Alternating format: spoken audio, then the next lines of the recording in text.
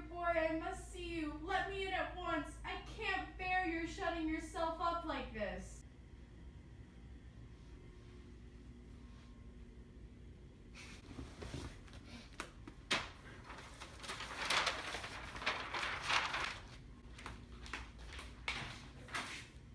I'm so sorry for it all, Dorian, but you must not think too much about it.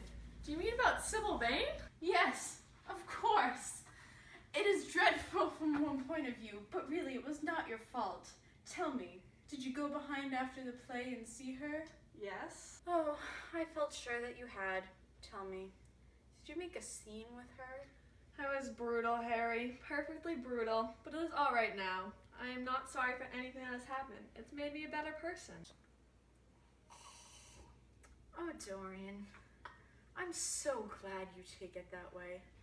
I was afraid you were plunging yourself in remorse, tearing at that curly hair of yours. I've got through all that. I'm perfectly happy now. I know what conscience is, to begin with. It is not what you told me it was. It is the divinest thing in us. Don't sneer at it, Harry, anymore. At least not before me. I want to be good. I can't bear my soul to be hideous. A very charming artistic base for ethics, Dorian. I congratulate you on it. But how are you going to begin? By marrying Sybil Vane. Marrying Sybil Vane? Yes, Harry, I know what you were going to say. Something dreadful about marriage. Don't say it. Don't ever say things of those kinds to me again. 2 days ago, I asked Sybil to marry me. I'm not going to break my word with her. She is to be my wife. Your wife, Dorian? Didn't you get my letter? I wrote down to you this morning. Your letter? Oh yes, I remember. I've not read it yet, Harry. I was afraid that there was going to be something in it that I wouldn't like. You cut life into pieces with your epigrams. You know nothing then? What do you mean? Oh, Dorian. My letter was to tell you that Sybil Vane is dead. Dead? Sybil's dead? That is not true. That is a horrible lie. How dare you say that? It is quite true, Dorian. It's all in the morning papers. There will be an inquest, of course, but you must not get mixed up in it. You see, things like that are fashionable in Paris, but in London, people are prejudiced.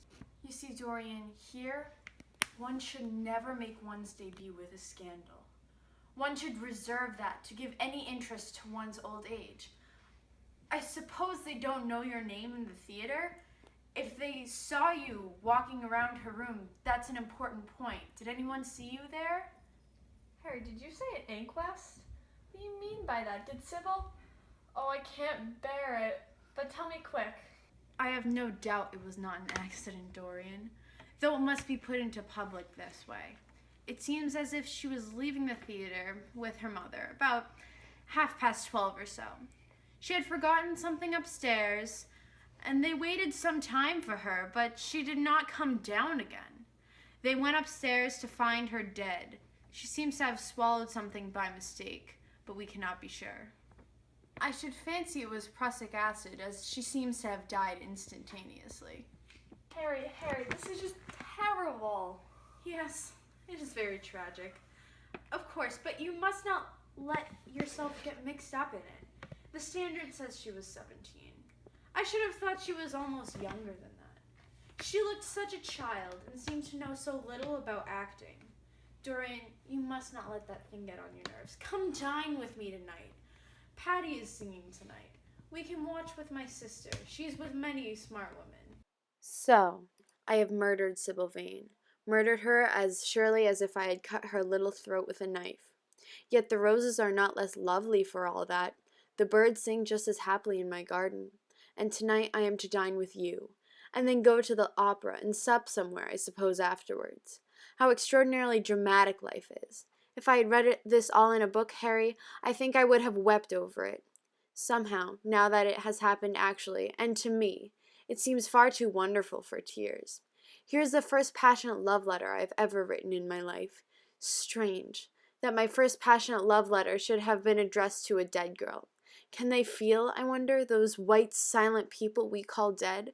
Sybil, can she feel or know or listen? Oh, Harry, how I loved her once. It seems years ago to me now.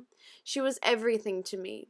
Then came that dreadful night. Was it really only last night, when she played so badly and my heart almost broke?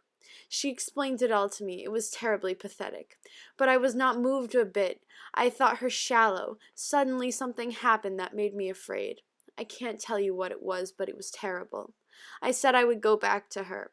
I felt I had done wrong, and now she is dead. My God, Harry, what shall I do? You don't know the danger I am in, and there is nothing to keep me straight. She would have done that for me. She had no right to kill herself. It was selfish of her.